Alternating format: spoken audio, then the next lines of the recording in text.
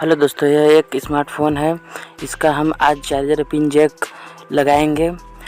आप सभी नटों को बारीकी से खोल करके और सभी नटों को एक जगह अच्छे से रखिए ताकि हमें फिर लगाने में दिक्कत ना हो। तो इसका हम खोल करके चार्जिंग जैक लगाएंगे। आप देखिए किस तरह से लगाते हैं।